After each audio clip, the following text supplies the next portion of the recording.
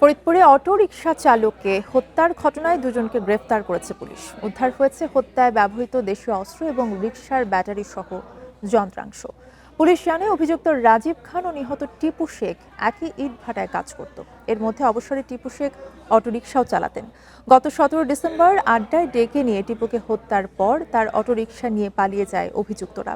এ ঘটনায় মামলা দায়েরের পর বিভিন্ন এলাকার সিসিটিভির ফুটেজ দেখে গ্রেফতার করা হয় অভিযুক্ত রাজীব সহ দুজনকে। রিকশা চুরির জন্যই এ হত্যাকাণ্ড বলে প্রাথমিক জিজ্ঞাসাবাদে জানিয়েছে গ্রেফতারকৃতরা। জিজ্ঞাসাবাদও সে জানিয়েছে মূলত তারা দুজনে ওখানে বসে গাঁজা সেবন করে এক পর্যায়ে সাসপেক্ট যে আছে সে হচ্ছে লোহার একটি গাড়ির পাত দিয়ে তার মাথার পেছনে আঘাত করে এবং উপর্যুপরি ছুরি দিয়ে মুখের মধ্যে কোপ দেয়।